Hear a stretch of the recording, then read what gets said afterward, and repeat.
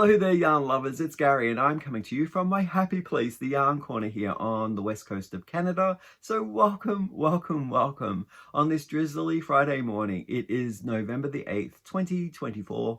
How are you all doing? I hope you're well and staying safe. Now, I am batch recording because I'm on holidays from work. It's a staycation, so I'm doing lots of things around the house and in the yarn room, and I thought I'd do a series of videos over the course of a couple of days, and I'm not sure when I'm going to be posting them. I know that I won't be releasing them all at once because, you know, there's only so much of Gary that you can take. So what I'm going to do is push these throughout the course of the next few weeks.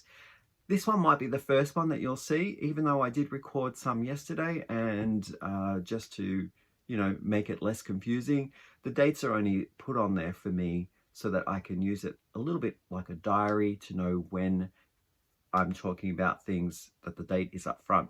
So it's no reflection on the posted date, and this will come later. But that's for me to worry about. And hopefully don't confuse you too much.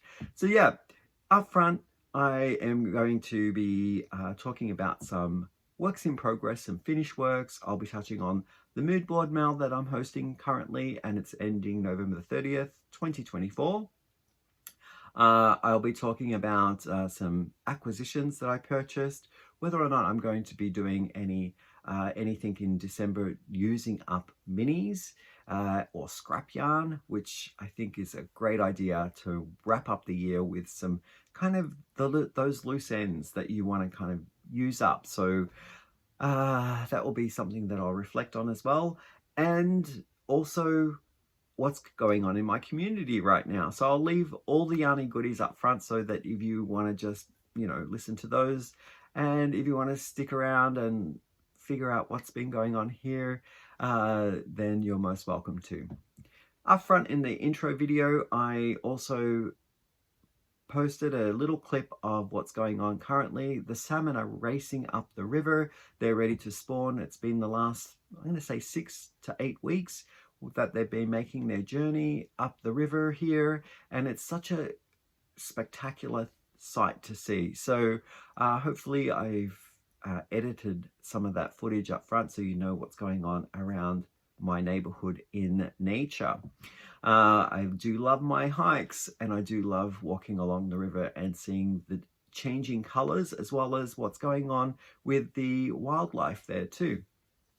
Okay, so talking about Hank's my man form here, what he's wearing and what I'm wearing. So Hank he's actually donning something that was in the very, very early stages of my knitting experience when I was looking at how to construct sweaters.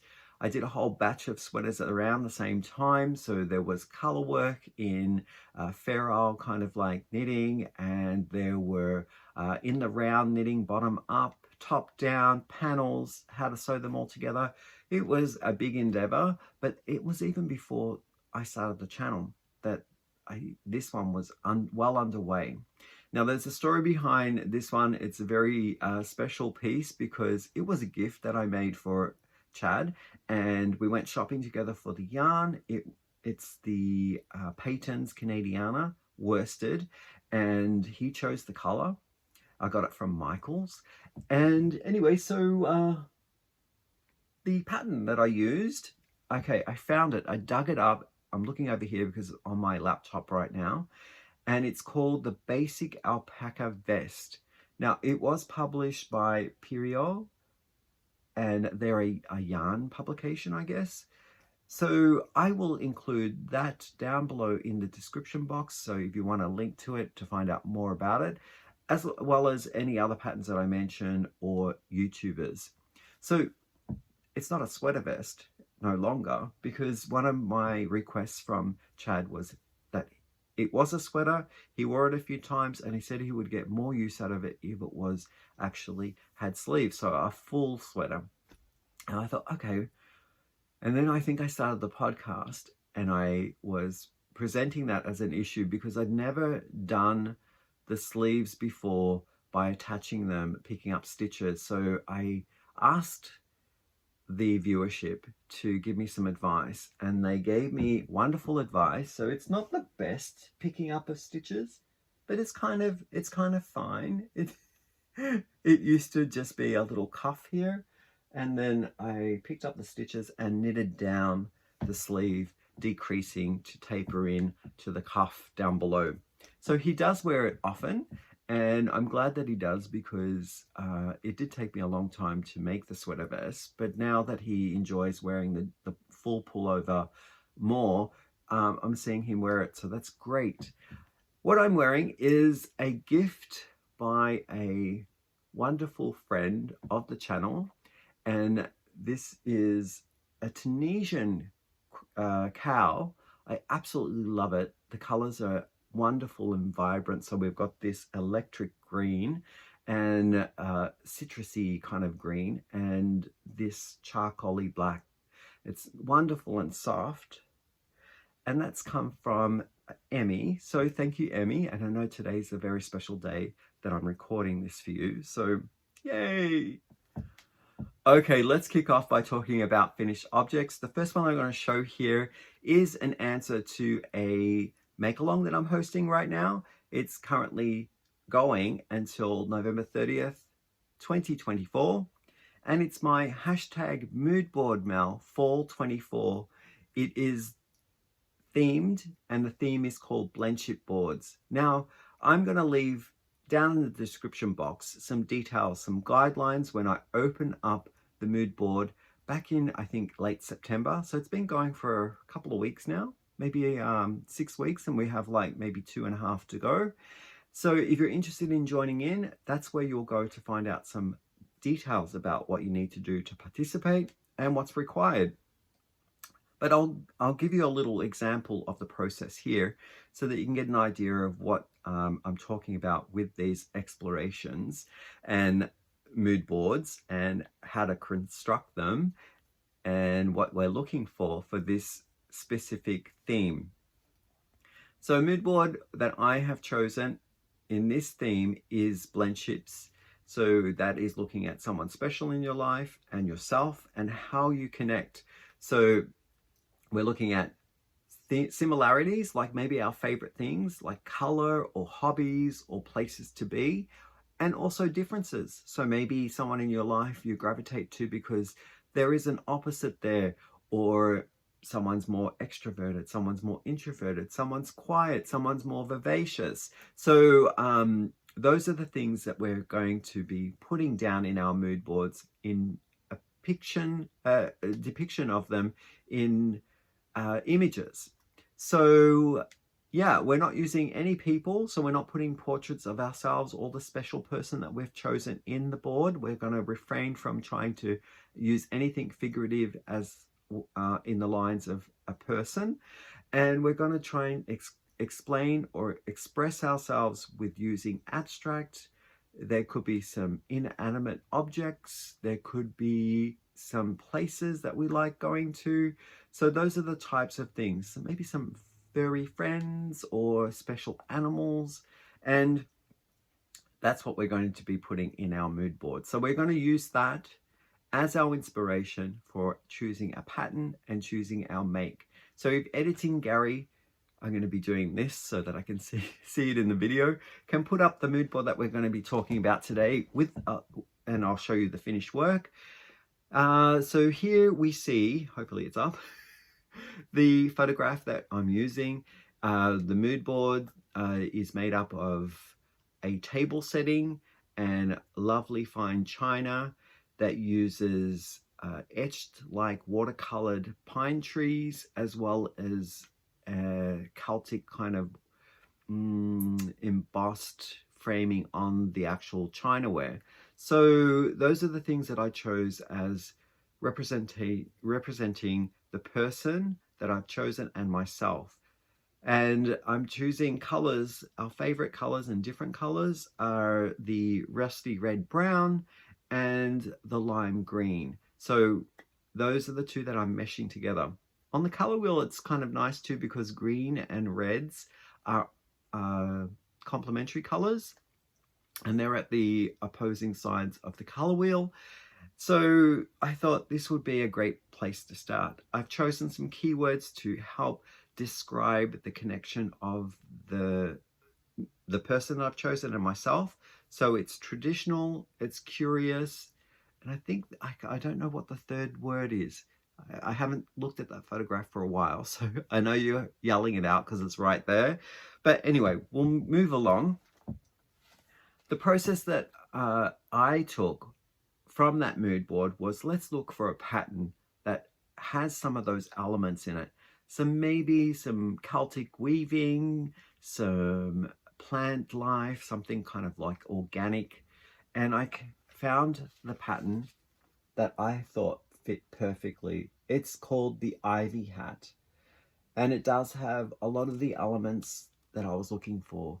The interweaving, the growth, there's some like organicness there of all these leaves. Maybe you can see it better this way. And I'm not going to know how to pronounce the designer who created this wonderful pattern, but there it is there. It will be linked down in the description box as well. It does look like a fairly involved pattern. There are roughly around 50 pages, and you're only ever using, I'm going to say, 4 to 6 pages. The first few pages is to create your sample. You measure your sample, and then it tells you where to go in this booklet and to use the next 2 pages to create your finished hat. So it lends and opens up the door for a creator to choose what kind of yarn thickness that they want to use, hook size, your different tensions, because the sample measures all those things, and then you go according to what the pattern tells you in the book, or it's kind of a book, and you create the hat that will be the perfect size for you, and the yarn choices and hook that you've decided on. It's short row crochet, lots of in through the back loop to create those nice ridges that look like knit. And I can't speak highly enough about this pattern. It comes with charts and row by row writing and supportive videos as well. Now the video is not English, so the videos I believe might be Polish. Forgive me if it's the wrong language that I've just described, but it's in a different language. And yeah, so, but you get to see what's going on with the hook, the placement, and where to put it through what stitch in the rows. So short rows is quite an interesting thing that I'm more liking because I'm getting a hang of it, and I have more ideas for choosing patterns now that have opened up to me from struggling and learning the short row technique in crochet. The next thing I wanted to do was then look at some yarn, and I found 2 colors that related well with that mood board. So I've got this rusty, it's like a red orangey brown, and this avocado green malt. It's slowly gradating from one tone to the next. And I thought those represented well. They're both worsted weight. Let's talk about this brown one first. It's from Knit Picks We Crochet, and it's called Altiplano. The colorway is Ricotto or Ricotto. And the nice thing about this, now that I've blocked all of the pieces, so I soaked them and pinned them down, they spent like 3 days drying, is that this one is lovely and squishy soft. I used, well, I did make another hat with the leftovers of this, but I got 2 hats out of it basically, and there seems to be about 8 grams left. So I'm gonna say that the Ivy used maybe 40 grams of this color. And the second one that I chose, I got from Temu. It's like a cotton mesh with blown fibers through it. It's called Fairyland. It doesn't have a colorway name or a number. This is a very basic label that doesn't give me too much information, but I can tell you it's 60 cotton, 30 acrylic, and 10 wool. In this 100 grams, I got myself 245 meters, and I used probably the same amount because it's equal amount of yarn in each. So I'm going to say 40 to 50 grams of this. So I still have like 100 grams left.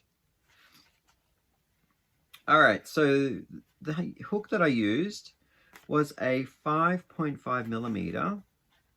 And this one I found super, super helpful because the Susan Bates bamboo handled one is a little pointier than the normal Susan Bates. So that got in nicely into the back loop or the third loop of a slip stitch or a yarn over slip stitch.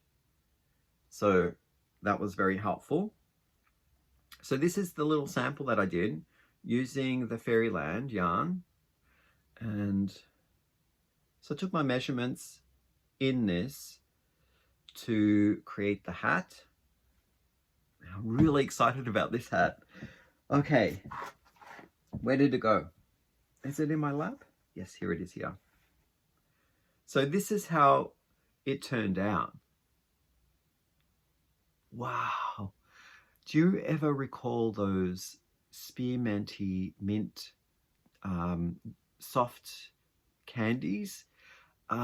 This reminds me of that mint candy.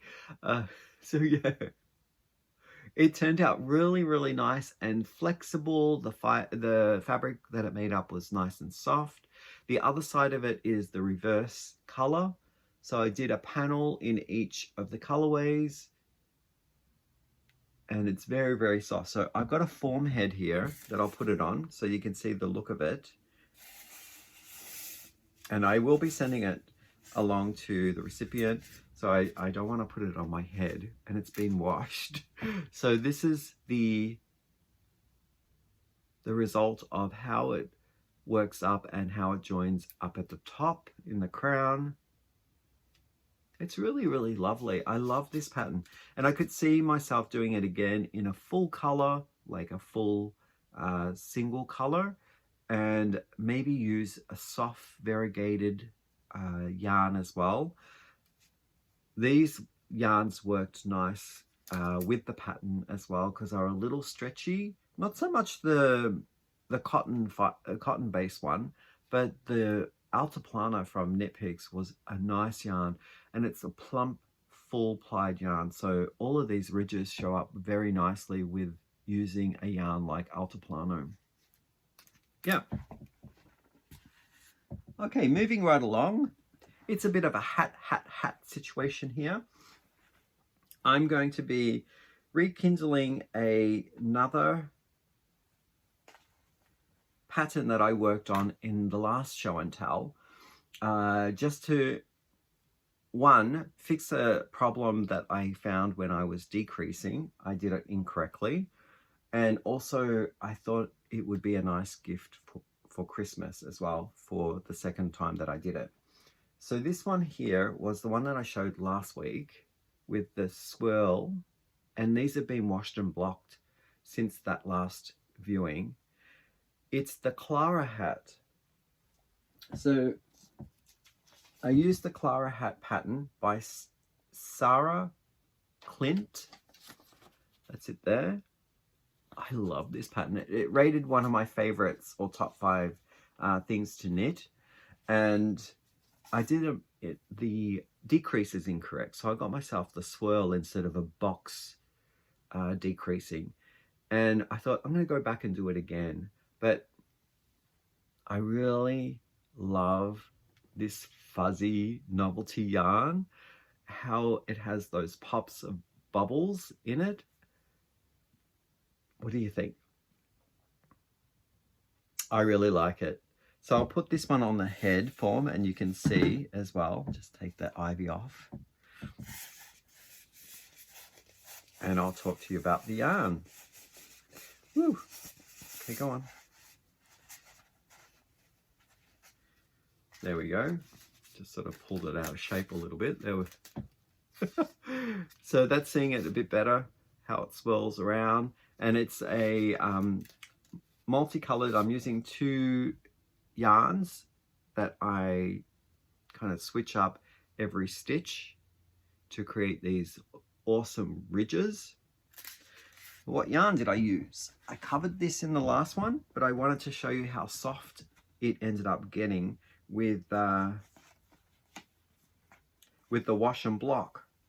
So what I have is, oh, I don't have that end of the cuff was finished, but it was a Bendigo Woolen Mills color, and it was a three weight yarn, so DK, and I don't have the ball band to tell you what color it was.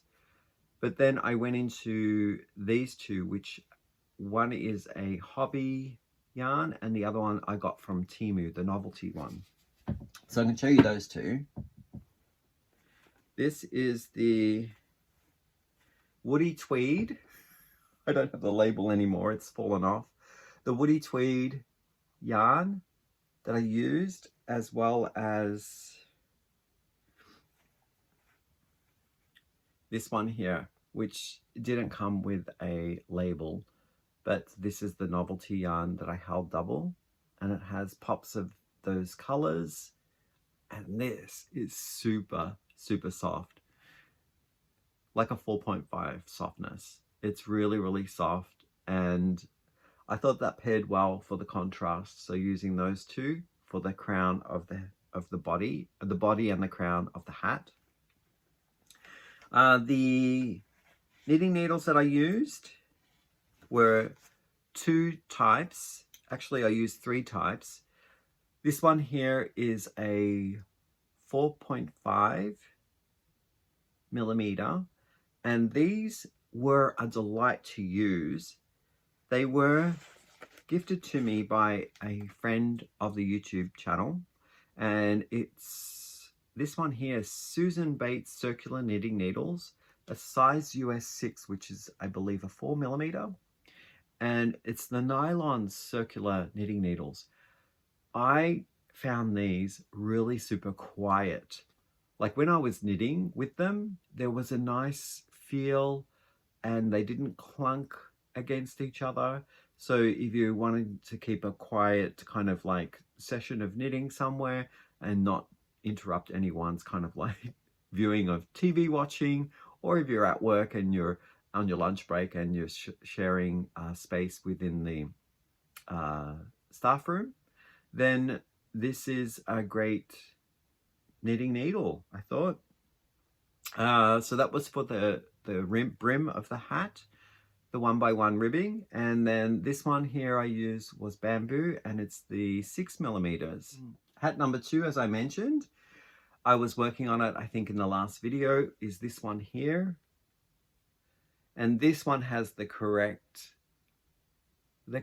decreasing.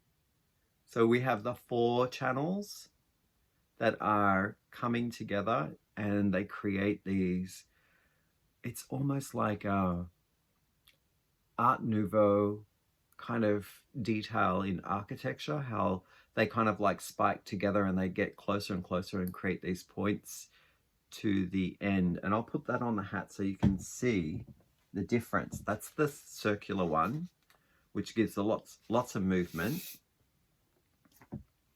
And this one here worked out to be a little bigger. And this is the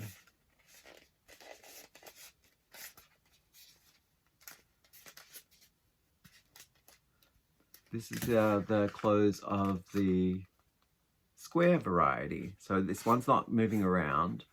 It's sort of, there we go. I really like it. Love it, love it, love it. So let's talk about what yarn I used for this one.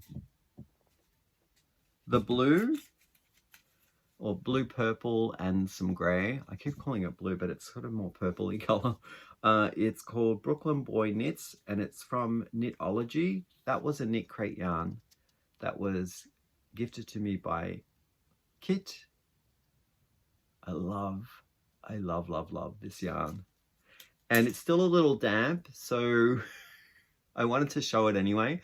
But the flow of it's lovely. It created a nice drapey fabric. And I paired it with, you guessed it, it's another one of those vendors from Temu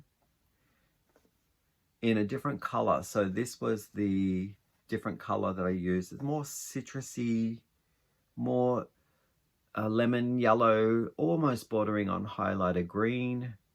And it has different pops of color in there. So I can see a purple, like a terracotta, peachy color. So those were the ones that made up this lovely yarn. So I have a little bit left over of their Brooklyn Boy, and I think I might try and use these two together for something else, or play it with some other color. But there's plenty in there for another hat, and I think I can do another Clara hat with this much. 50 grams of each color seem to have gone into the Clara hat. Yeah. Okay, next up is another Clara hat. Once you get a pattern in your head, I just gotta keep playing with it.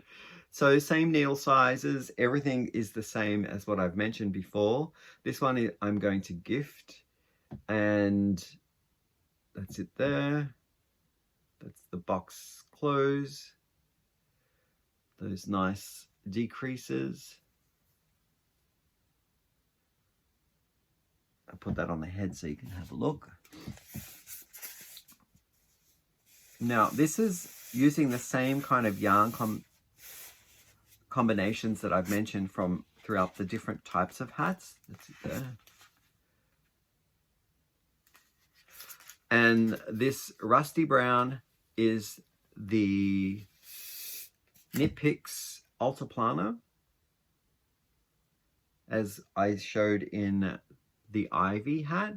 And this chocolatey brown, it's almost like a tweed, has specks of different colors in it. That's from the Hobby Woody Tweed. Yeah.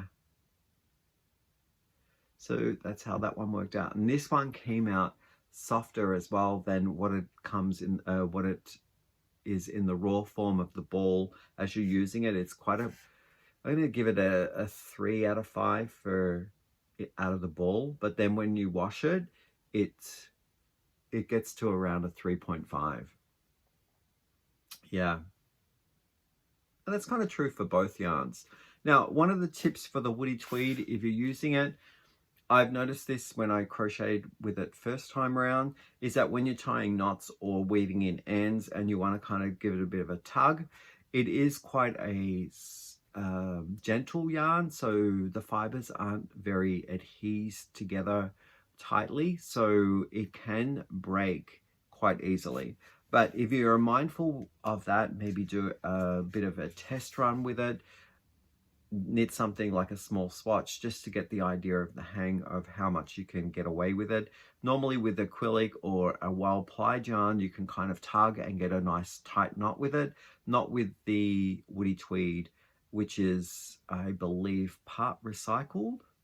It might have some part recycled fibers in it, but I find that they're a very gentle woven yarn together, so the fibers can separate quite easily. So what do you think? Let's show all of them together. So I've got 3 different Clara hats, one where I made the mistake in my clothes, but I really like them. There we go. It might be a thumbnail. Hats, hats, hats. Okay, next up is works in progress, and I am on this hat kick right now. So let's talk more hat patterns. This one is they're both free patterns, and I got them off of Ravelry. I'll link them below. They're very similar in look, just the close is different. So I thought I would give one of them a try, because I did look at the closure as much as the texture that I wanted. The closure meant a lot to me. as you can tell from the Clara hat. If you don't get it right, it looks a little strange. But I found this one here, Water is Life. And that's the hat pattern. They're both free. Now, I'm not going to pronounce the name correct, I believe, so forgive me for this. It is Lavanya, Patricella, Patricella. I'm not sure, but I really like the closure of this one. And then I found this one here, which is a 2x2 hat pattern, and it's by M.H. Egan Design, number 60. And so I'm working off of the Water is Life hat. I've chosen this yarn here. It's got all the clippings of the other hats on it. It's from Ice Yarn, and it's called Puzzle Wool Worsted. I love the colors. I unboxed this, I'm going to say maybe 2 months ago, and I've been wanting to use it, and I think it's a great wintry type style yarn. Very bulky. It's a number, it says it's a number 4 weight, but I think it's more thicker than a 4. What are your thoughts? To me, it looks almost like a 5. Maybe sits somewhere between an Aran and a 5. Okay, so this is what I've got so far on it, and I'm loving the way that it's working up these little specks of color changes in there. Let me tell you, the color name, if it has it on here, sometimes they don't have the color name. So this is 35% wool and 65% acrylic. It's called Puzzle Wool Worsted, and it doesn't seem to have a colorway name. Generally, when you buy them from Ice Yarns, you buy them in a pack. This one came in a pack of 2, so I got 2 of these big, are they 200 grams? Yeah, 200 gram balls. I'm getting 320 meters. So when I purchased it, they had the name of the color on the website. And I believe this one was something like brown, turquoise, no, brown, teal, and some other color. I really like it. It's very soft. I'm going to rate this yarn out of 5. It's a 3. It's a just above average, and that's before it's washed as well. But I'm loving how that's working up.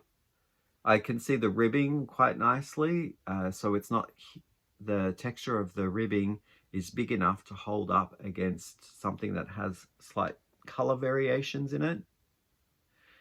And also I've only done a small amount, but there's no real hard definition that I'm seeing so far where the color is completely changing like striping yarn does.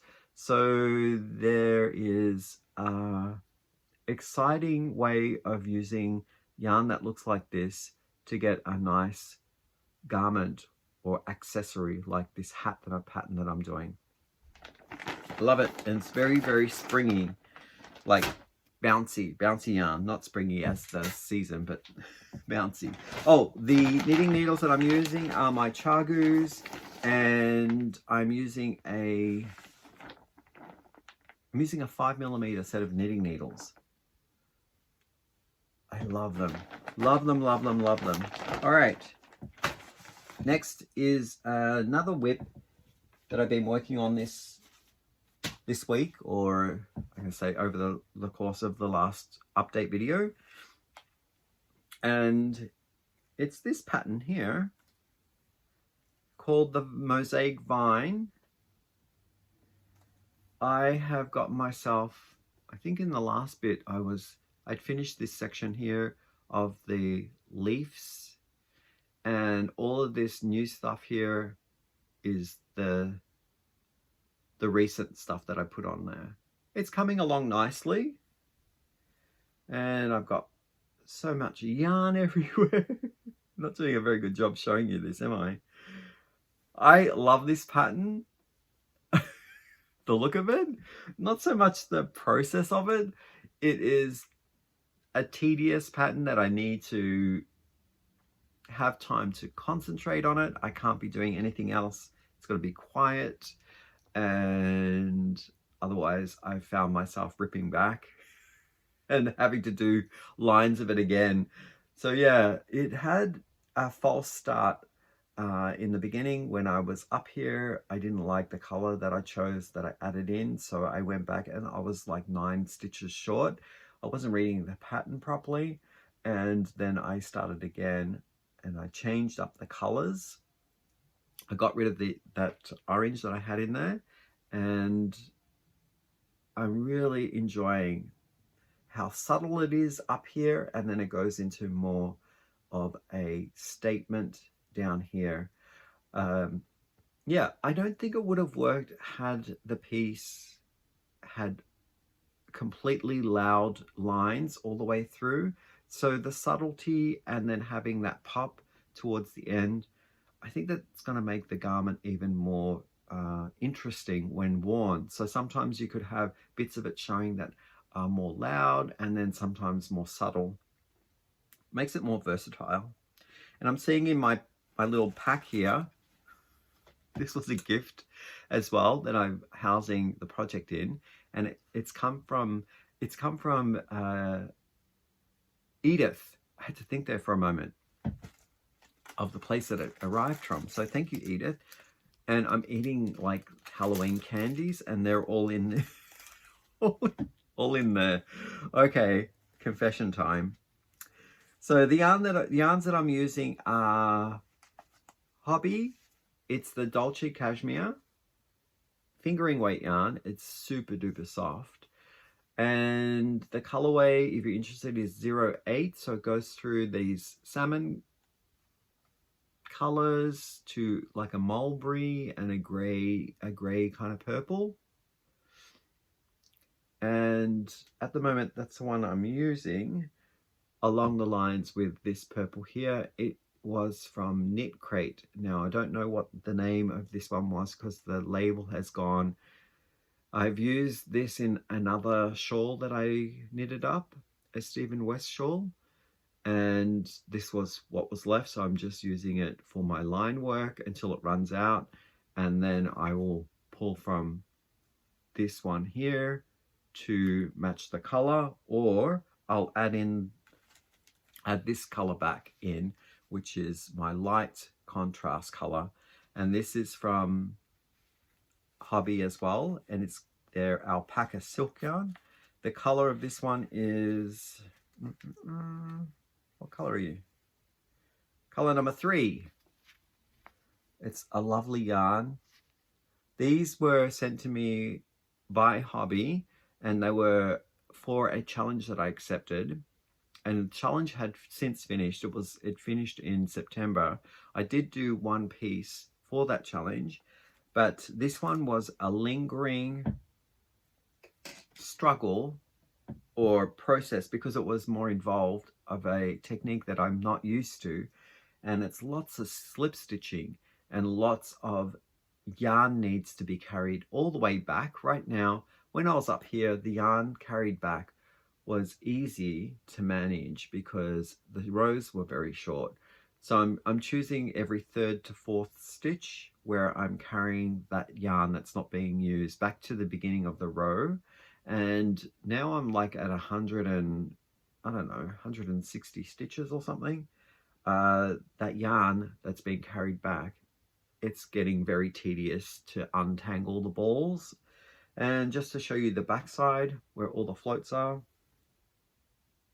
there we go. That's the floats. Some of them are longer than what I mentioned because I missed the twist or I missed catching the float. But other than that, I think it's relatively safe to say that a lot of these things will stay where they should and not be kind of pulled on anything, which is my wish, that it doesn't get pulled on anything and then drags like a whole string out of and makes everything all tense. That's not what I want. Okay, so the pattern is down here on the ground, fell out of the bag.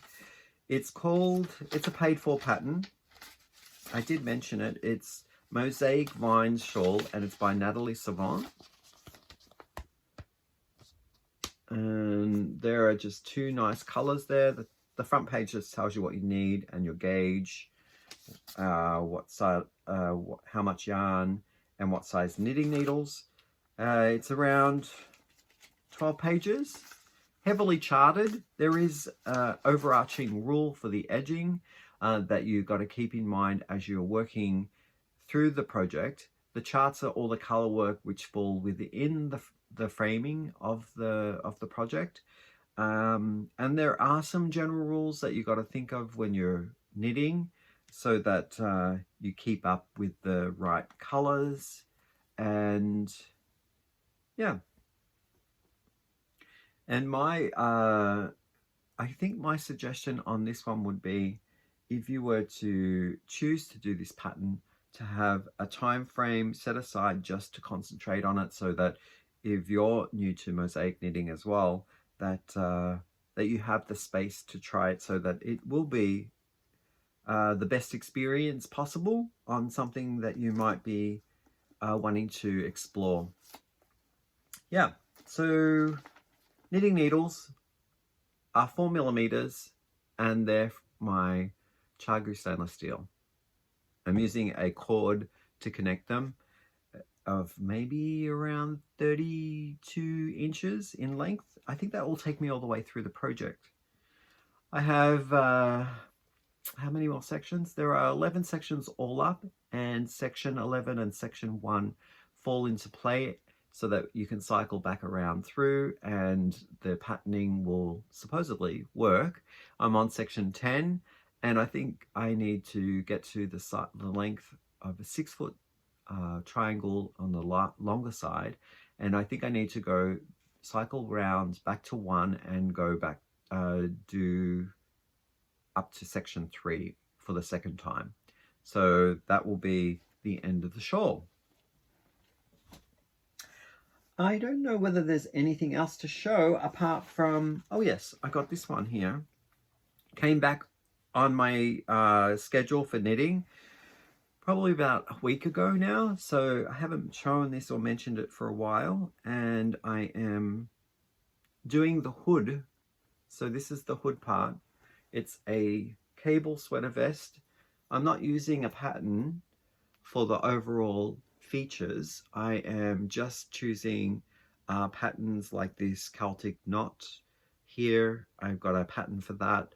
This honeycomb section, I know how to do that, so I've added that in. So the whole design of it and how it plays out across the fabric has been something in my to-do list in a journal that I sketched up when I was writing up something I'd like to do. And it uses elongated C-stitch in these two panels here, and the front and the back are done in the round. So I've got exactly the same features on the front and the back. And the back side has this part here, which is the hood that I'm still constructing. And I am about halfway through the hood. I've got to knit maybe another, I'm going to say 4 inches of this up to here. And then I'm going to do a decrease along each of the Celtic knot sides and decrease it so that the work will then curve forward and come around to the front of the head. I'm putting these ribbing stitches on like a needle keeper, or not, a stitch keeper, and I'll complete the curve until it gets to the front of the head here, and then when I come to complete the ribbing, I'll take them off of the stitch keeper and knit the rib, attaching it along the way across the top of the hat or the hood. Does that make sense? I don't know, in my brain it does. But It needs to be blocked, and I need to block it aggressively so that I can get more. It's very stretchy. So I wanna make sure that it reaches the right width of a 40, so that the circumference will be 44 inches. And right now it's sitting at around 42. So I need to block it so that it actually makes another 2 inches. And I'm gifting this to Chad for his birthday, which is coming up later this month. So I've got to get going. Now the sleeves, what I'm going to do is just pick up stitches and do about a band this thick, pretty much the same as the reflecting the thickness of that, and put it around so it's going to be quite a statement band for the arm to come through. When it's done, I will show you the finished. Maybe Chad will do a bit of a model for it. And yeah, I love it. I love it. It's woolly. It's very woolly and warm too, because when I try it on, I'm kind of sweating by the time I have it on my body in 10 minutes. So this is the yarn that I'm using. It was a gifted yarn by Crystal over at Bag a Day. I absolutely love this yarn. I am on the second last ball and I have this one hank left. I don't think I'll need it, but maybe I could do something with it, like a hat. And it's from Yorkshire Spinners, sorry, West Yorkshire Spinners, and it's the Croft. Excuse me, and the colorway is called Rolling Hills. If you need the number, it is 793. I love it. It's very woolly, and the color is what drew me to it. When I first received this, I was like, oh, I need to use it. So I'm enjoying it a lot. Thank you so much for that, Crystal. I love it. What else can I tell you about this project? What yarn I'm using is a 5.5, sorry, what needles I'm using are 5.5 Chargu stainless steel. I've got it in my bag here that it's been housed in for many, I'm going to say over a year now. Yarned and Dangerous. And this was from a YouTuber who watches the channel, and her name is Pamela, and her YouTube channel is called Pamela's Crochet and Yarn Corner. I think that's what it's called. Pamela, I'm so sorry if I got it wrong. I'll link it down below in the description box. And I absolutely love this bag. It's very durable and it comes with me almost everywhere. I've taken this project away with me too on the plane. So lots of history in this wonderful garment. So yeah, once again, that's it there. All up, and I'm on the hoodie part of it. Yeah. Okay. Shall we look at some yarn purchases that I made, my acquisitions? I have one here, but before I get going on that, I'm going to talk a little bit about the crazy November sales that happen. And it's all to do with leading up to Black Friday, which happens later down the month. A lot of yarn companies, they've decided to use the whole month of November to flag certain sales, certain promotions. And even before I became an affiliate of some of these wonderful yarn companies, I would always save up and focus on a few of the yarn companies that are out there for their product. And I know that some of you probably do the same thing. I'd love to hear in the comments what kind of yarn stores that you focus on and what really gets you excited about a sale, a good sale. So generally we see the percentages off range from anywhere from 40 to 60%. Now, I always, even before becoming an affiliate of Knit Picks, would always save up my money and focus my attention on Knit Picks because I love their yarn. I've used it a lot and they have the type of colors that I like, and they also have a variety of different collections that if I'm making something for any of the seasons of the year, that are my go-to kind of collections. Now, I have an inside scoop that I can't really talk about right now, but I will be releasing some promotions from Knit Picks We Crochet in my community tab, and I've picked 2 that I think are really good. There's many, many more to like focus on, but I'm choosing 2 of them, and I will post them in my community tab. They will be affiliate links, and if you click on them at no extra cost to you, if you go shopping after clicking on the link, a small proceed will come back to me, and I pump that commission back into the channel. So it allows me to buy other yarns. It allows for me to buy equipment for the video, the content here that I create. And I want to say thank you to those of you who have used those affiliate links in the past or intend to use them in the future. So thank you so much. Okay, that's my plug. So I'm going to go back now to talking about a yarn acquisition that I purchased. Now, this is a Canadian online store. It's called, I'm going to make sure that I get it right. It's called Polka Dot Creek Yarn. Now, they are a store online, and I got wind of the Polka Dot Creek Yarn company from Judy. Now, Judy has a YouTube channel called Judy's Creations in Crochet, and she did a whole series of minis, and I was focusing on minis at the time and still am, because I want to do some things with these minis in the month of December, January, February. So you could call it almost the winter months. A little hint there. And it's all to do with wrapping up smaller yarns that I have around.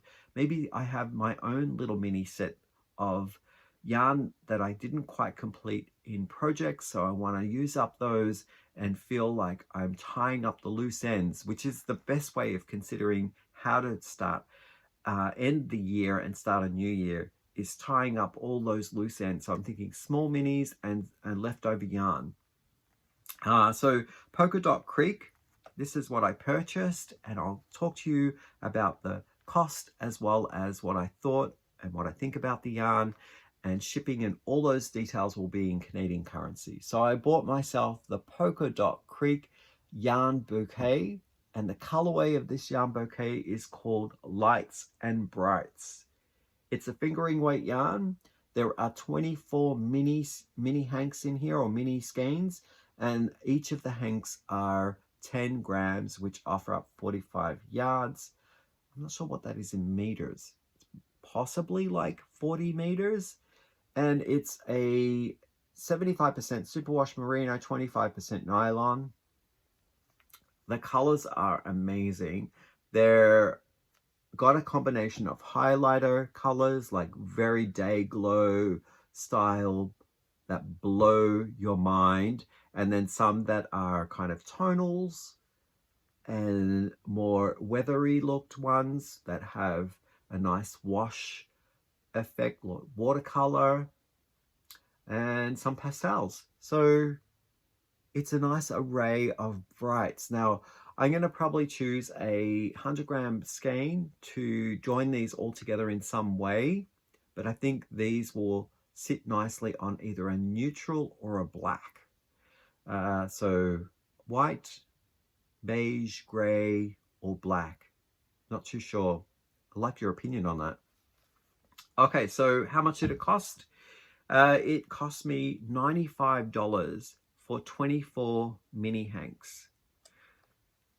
The softness factor of it, it's a standard sock weight yarn. I would say it's not super duper soft. It's probably sitting somewhere in the middle range. I'm going to give it a 3 out of 5. So not the softest. And let's have a look at the ply itself. Seems to be a little medium. It's like a medium ply. It has a slight elasticity to it, which is nice if you're doing something a bit more of a worked stitch, going back in on itself a few times, or if you need to stretch a stitch over to create those yarn overs to eyelets in knitting, or if you're doing some type of puff stitch in crochet, I think this will handle the stretch nicely to get in those tight spots. Okay, so that's the colors, that's the price. And when I purchased it, it was back in October, and it says here October 29th, 2024. I made the purchase. I'm looking over here because that's where my laptop is. They charged me $20.77 for shipping in the small, came in the small pink pouch like this. Actually, it was this one. And they also included taxes, and I paid $5.79. So all up, I wanted to give it a go, but would I do it again? Do I feel that this is good value for the shipping, for the product? I think if I was in their store, maybe yes, I would like to go shopping and purchase this. It is a little bit on the expensive side from the types of bouquets of minis that I've seen, and I don't think I would buy it again, only because of the fact that it is an expense that I could use elsewhere, because of the funds together with the shipping and the taxes. It did push it a little over for me. When I think of the time it took, I understand the time it takes to do the dyeing, and because they're each their own individual dye baths, they've probably, like as a dyer, like you would do it in a bulk and then probably cut it down into these minis to save on time. But because there are so many different colors, I understand the time that it takes to make something like this, and it is time consuming. So I thought I'd give it a go. There's one here, there's actually two here that have the sparkle in them. I don't know whether you can see that. It's like a stellina. That's kind of cute. Yeah, but I have this now to go in to my project area where I've got my minis, and I'm collecting patterns that deal with minis and patterns that could go well with one another in modular or framed work. And I think if I can find it, I will also include the bundle that I created on Ravelry that has multiple patterns in there where I suggest minis could be used. You know, intentionally, they're probably, some of them aren't intentionally for minis, but I think that they would relate nicely to a mini set like this. Yeah. I love them. Love them, love them, love them. All right, so that is my one and only acquisition to talk about. So now I'm going to move into what I've been doing in the community and maybe some suggestions on things to watch if you're interested to situate and have something playing in the background. So yeah, it's been a busy couple of weeks and lots of walks with Pixel. I've been walking Pixel into our regular trails and seeing the changes of nature, where the colors right now are magnificent. There are lots of fall colors, and the salmon are coming up, like I mentioned in the introduction. So the river that's beside us is full of activity and wildlife coming to the, you know, I guess they're gorging themselves, like birds and eagles and seagulls are kind of making their feast out of the salmon after they've spawned. So yeah, I am also watching a lot of TV because the weather makes me want to stay at home at night and just get cozy with a project and put something on in the background. And Chad and I always like binge watching a lot of the mini series that are over and done with after 9 episodes. Recently we started a new one which has Kate Blanchett in it, and I am trying to remember what it's called. Oh, it's called Disclaimer. So we're almost at the end of Disclaimer. We're on the last episode and it's tying everything up, and I am riveted. I am like eating up every delivered line, and I love the story. It's so involved and intricate, and there's like little pops of curiosities here and there. Again, similar to the Menendez actors who acted out the parents, this is all based on someone's, it's fictional, this one is fictional, it's based on someone's interpretation of how their reality perceives certain events. So right at the end, now that we're there, we're seeing that there could be other sides of it that have not been voiced or recognized, and I'm eating up the fact that we're going to see it and it's going to be disclosed tonight on whether it was a different way or a different perception. So what we have are great actors again portraying many angles of something and having to change up their delivery. There's Cate Blanchett, there's is it Kevin Kline? Kevin Kline's in it as well, and some other actors that I'm not familiar with. Oh, there is Sasha, but I only know him as Barat. Isn't that terrible? Because that's the character he plays. But really, really well worth the go. There are some triggers in there as well because there is someone who passes away. There's actually several scenes where there are near death experiences. So I think if you're sensitive to those things, to be very cautious of them as you embark on watching them. So there is a bit of a public announcement there that there could be some triggers, and my tummy is growling because it's 12 o'clock and I got to eat something. So with that, I think my stomach is telling me to move on, push on, don't yamble, don't yatter on so much, Gary. Get going, and I hope that you're doing well, that you're enjoying the start of your November. You might be seeing this very shortly, and if so, it might be out of sequence with the previous videos that I posted. Okay, with that, I'll catch you up in the next one. Bye for now.